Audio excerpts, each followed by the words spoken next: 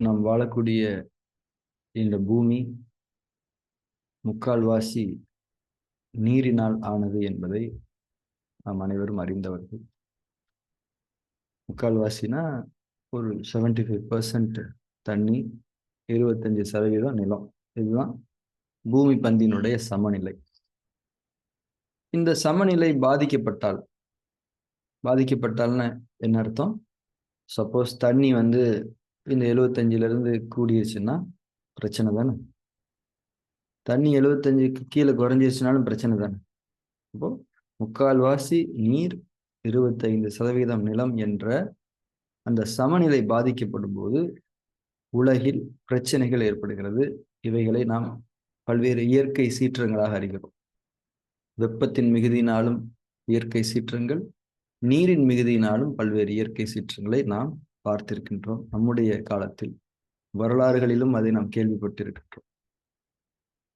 அண்டத்தில் இருப்பதுதானே பிண்டத்திலும் இருக்கிறது. நம்முடைய பருவுடலை பொறுத்தவரை அதுவும் முக்கால்வாசி நீரால் ஆனது என்பதை நாம் புரிந்து கொள்ள வேண்டும். அதாவது 75% நீரின் குளிர்ச்சி சக்தி, 75% நீரின் குளிர்ச்சி சக்தி, 25% நிலத்தின் சக்தி. இது நம்முடைய பருவ உடலின் ஆரோக்கியத்திற்கான சமநிலை. இந்த சமநிலை பாதிக்கப்பட்டாலும், அதாவது நீர் அதிகமாயிட்டாலும் நிலம் அதிகமாயிட்டாலும் நம்ம உடம்புல பல்வேறு பிரச்சனைகள், பல்வேறு நோய்கள். அக்குபஞ்சர்ல ரொம்ப தெளிவா நம்ம படிக்கிறோம்.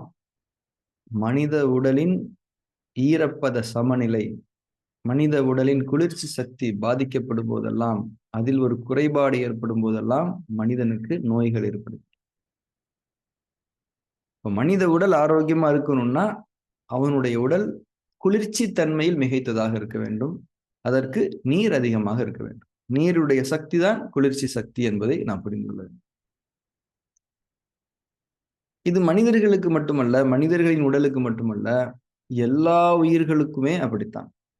எல்லா படைப்புகளிலுமே அந்த நீரின் சக்தி மிகைத்ததாக இருக்க வேண்டும். அதுதான் ஆரோக்கிய நிலை என்பதை நாம் புரிந்து கொள்ளும். நம்ம ஒரு முறை ஜனவரி 1ஆம் தேதி ஜீவ நதி அப்படின்னு ஒரு செமினார் நடத்தணும். இந்த வருஷம் ஃபுல்லா நம்முடைய நீர் சக்தியை பாதுகாத்துக்கிறதுக்காக என்னென்ன வழிமுறைகளையெல்லாம் கடைபிடிக்கணும், அது ஒரு மிஷன் மாதிரி பண்ணுங்க அப்படின்னு சொல்லிட்டு அந்த மிஷனுக்கு ஒரு பேர் வச்சோம். அந்த பேர் என்னது? ஜீவ நதி.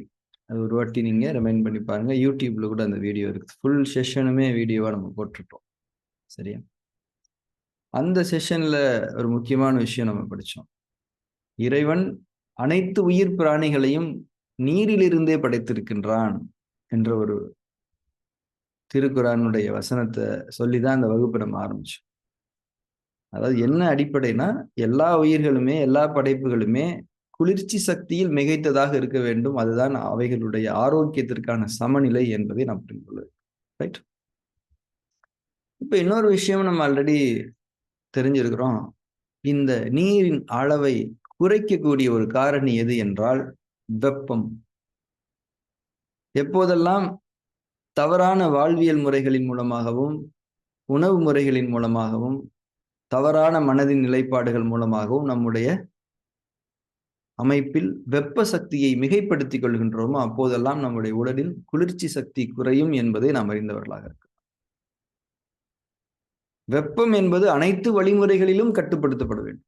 சரியான வாழ்வியல் முறைகள் இருக்கும். இப்போ நம்ம என்ன சொல்றோம்? டெய்லி தலைக்கு குளிங்க, வாரத்துல 1 நாள் 2 நாள் எண்ணெய் தேய்ச்சி தலைக்கு குளிங்க, தாகம் எடுத்ததுன்னா எந்த வேலை கிடந்தாலும் விட்டுட்டு தண்ணி குடிங்க, அதுவும் உட்காந்து வாய் வச்சு பொறுமையா தண்ணி குடிங்க, திரவ ஆகாரங்கள் அதிகமா எடுத்துக்குங்க. ரொம்ப குறிப்பிட்டு சொல்லணும்னா ஒவ்வொரு நாளும் காலையில 11 மணிக்கும் சாயங்காலம் 5 மணிக்கும் திரவ ஆகாரங்கள், ஒரு இளநியோ, மோரோ, ஜூஸோ, கரும்பு ஜூஸோ, சூப்போ, ஏதோ ஒண்ணு திரவ ஆகாரமா எடுத்துக்கங்க. அதிகமா மொபைல், டிவி பார்க்காதீங்க, சினிமா பார்க்காதீங்க, பாட்டு கேட்காதீங்க.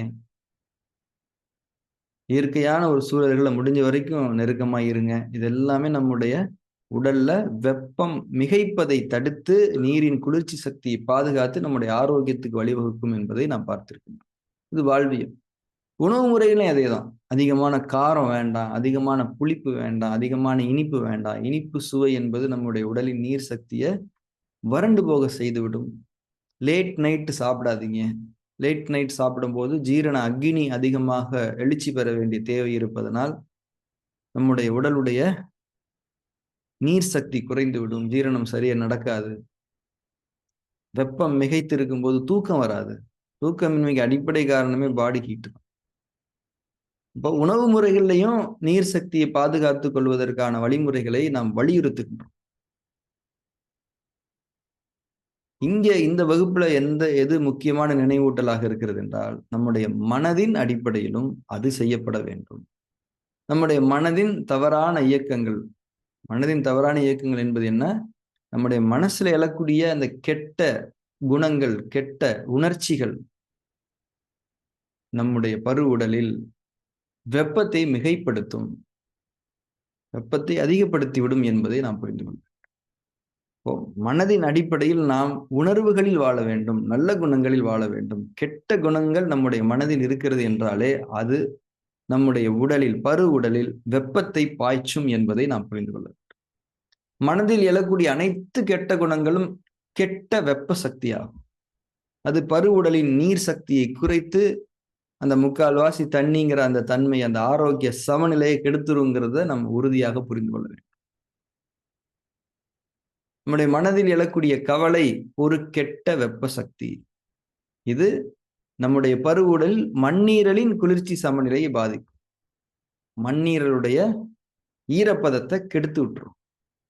மண்ணீரலுடைய ஈரப்பதம் கெட்டு விடும்போது மண்ணீரல் ஆரோக்கியத்தில் குன்றி போகும். மண்ணீரல் என்பது என்ன? நிலம். நிலம் காஞ்சி வறண்டு போயிருச்சுன்னா அதுல இருந்து எப்படி விளைச்சல்கள் வெளிப்படும்?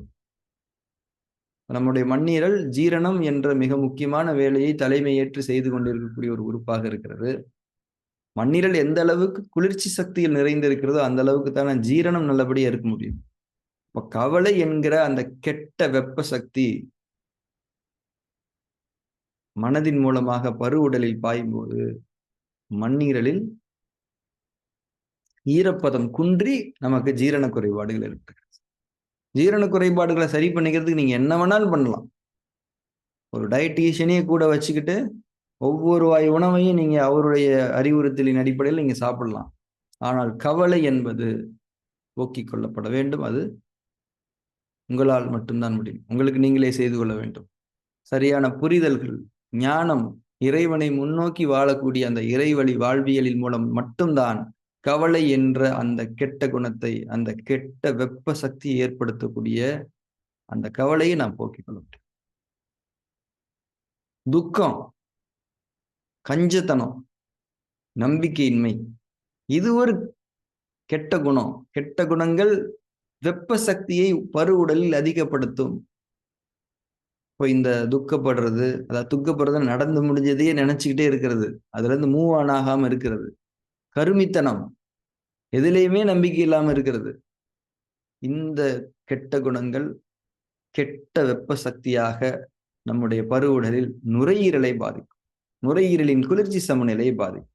நுரையீரல் வறண்டு போச்சு அப்படின்னா எல்லா வேலையும் முடிஞ்சு போயிடும். ஆக்சிஜனேஷன் ப்ராசஸ் சரியா நடக்காது. ரத்த கொதிப்பு ஏற்படும். தோல் வறண்டு போகும். எண்ணங்கள்ல ஒரு குளிர்ச்சி இருக்காது. நுரையீரலுடைய ஈரப்பதம் என்பது எவ்வளவு முக்கியம். நம்முடைய இரத்த அழுத்த மேலாண்மை ஆரோக்கியமாக பாதுகாப்பாக நடக்க வேண்டும் என்றால் நம்முடைய நுரையீரல் குளிர்ச்சி தன்மையில் இருக்க வேண்டும். ஆனா கஞ்சத்தனம் என்ன பண்ணுது? நுரையீரலுடைய குளிர்ச்சி சக்தியை பாதித்து விடுகிறது. அதே போல பயம், அவசரம் என்ற கெட்ட குணங்கள் கெட்ட வெப்ப சக்தியை பருவுடலுக்கு அனுப்பி அங்கே சிறுநீரகத்தை பாதிக்கிறது. சிறுநீரகத்தினுடைய குளிர்ச்சி சக்தியை பாதிக்கிறது. சிறுநீரகம் தான் குளிர்ச்சி சக்தியினுடைய ஒரு பேஸ். அங்கேயே ஒரு பெரிய பாதிப்பை ஏற்படுத்தக்கூடிய குணங்கள் எது? பயம், அவசரம், கோபம். கோபம் என்பது ஒரு வெப்பம். அந்த கெட்ட வெப்பம் மனதில் எழும்போது அது நம்முடைய கல்லீரலை வெப்பப்படுத்துகிறது. கல்லீரல் என்பது என்ன? மரம். மரம் என்பது காற்றை நாலா திசைகளிலும் பரப்ப உதவக்கூடிய ஒரு சக்தி, ஒரு ஆற்றல். அது பத்திக்கிட்டு எரியுது கோபத்தினால. அடுத்து பெருமையும் பொறாமையும் என்ற கெட்ட குணங்கள். ஏற்கனவே இதயம் அதுவே வெப்பம்தான், அதை இன்னும் கொஞ்சம் ஃபுல் ஃப்ளேம்ல வச்சு விட்டுருது. இந்த மாதிரி எல்லா கெட்ட குணங்களுமே பரு உடலில் வெப்ப சக்தியை மிகைக்கச் செய்து நம்முடைய பரு உடலுக்கான அந்த முக்கால்வாசி நீர் என்ற அந்த சமநிலையில பெரும் பாதிப்பை ஏற்படுத்தி நம்முடைய உடலில் பல்வேறு நோய்களுக்கு காரணமாக இருக்கிறது என்பதை நாம் புரிந்து கொள்ள வேண்டும். மனதின் கெட்ட குணங்கள் என்பவை மனதிலிருந்து பருவுடலுக்கு கெட்ட வெப்ப சக்தியை பாய்ச்சுகிறது என்பதை உறுதியாக நாம் நினைவில் வைத்துக் கொண்டு நம்முடைய மனதில் நல்ல குணங்கள் நிரம்ப நாம் வாழ வேண்டும். அதற்குரிய முயற்சிகளை நாம் எடுக்க வேண்டும். அதுக்குரிய என்ன முயற்சி நீங்க எடுக்க போறீங்க? என்ன முயற்சி நம்ம எடுக்க முடியும்? இறைவனிடம் உதவி தேட வேண்டும். இறைவனே, நல்ல குணங்களைக் கொண்டு எனக்கு நீ உதவி செய்வாயாக. உன்புறத்திலிருந்து உன்னுடைய நல்ல குணங்களைக் கொண்டு எனக்கு உதவி செய்வாயாக என்பது நம்முடைய பிரார்த்தனையாக இருக்க வேண்டும். நம்முடைய எண்ணங்களில் ஒரு விழிப்புணர்வும் கவனமும் இருக்க வேண்டும். என்ன எண்ணம் எழுகிறது? கெட்ட எண்ணம் எழுகிற பட்சத்தில் இது வேண்டாம், இது வேண்டாம், இந்த கெட்ட வெப்ப சக்தி என் மனதில் எழ வேண்டாம். அந்த விழிப்புணர்வு இருந்தாலே போதும். அந்த கெட்ட வெப்ப சக்தி எழுச்சி பெற முடியாது. பிசிக்கல் பாடியை நீங்க எவ்வளவு கேர்ஃபுல்லா பாத்துக்கிறீங்க? கீழே விழுந்துடாம நடக்கிறீங்க, இடிச்சிடாம நடக்கிறீங்க, கார் ஓட்டும் போது நல்லபடியா ஓட்டுறீங்க, டெய்லி குளிக்கிறீங்க, மேக்கப், சீவுறது, நல்ல ட்ரெஸ் எல்லாம் பண்றோம். பிசிக்கல் பாடி நம்ம பார்த்துக்கிறோம். மனதின் எண்ணங்களிலும் அது போன்ற ஒரு கவனம், ஒரு பராமரிப்பு என்பது தேவை. கெட்ட குணங்கள் வேண்டாம். இது வெப்பம், இது வெப்பம், கெட்ட வெப்பம், இது வேண்டாம். பெருமை எழுகிறதா? வேண்டாம். பொறாமை எழுகிறதா? வேண்டாம். துக்கம், கஞ்சத்தனம் இருக்கு, நீங்க உணர்ந்துட்டீங்களா? வேண்டாம் இறைவனே. பிரார்த்தனை, உன்புறத்தில் இருந்து எனக்கு உதவி செய்வாயா. உன்புறத்தில் இருந்து உன்னுடைய நல்ல குணங்களை கொண்டு விசாலமான எண்ணங்களை எனக்கு கொடுத்து எனக்கு நீ உதவி செய்வாயா. கெட்ட எண்ணம் வருதுன்றதை கண்டுபிடிச்சிட்டாலே போதும், கெட்ட எண்ணம் எழுச்சி பெறாது. நல்ல எண்ணங்கள் உள்ள வந்துடும். இன்னும் சொல்லப்போனா நல்ல எண்ணங்கள் உள்ளதான் இருக்குது.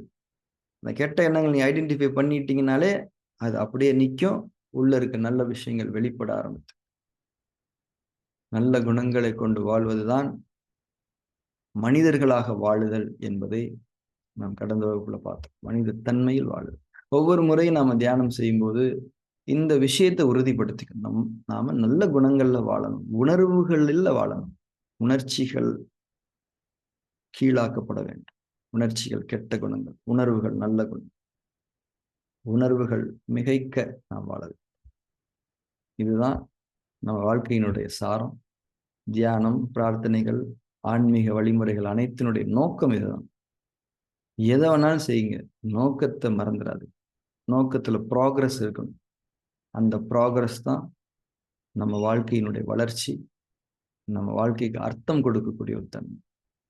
இந்த ஒரு அழகிய நினைவூட்டலோடு நாம் அனைவரும் இன்றைய தியான செயல்முறையை துவங்கலாம்.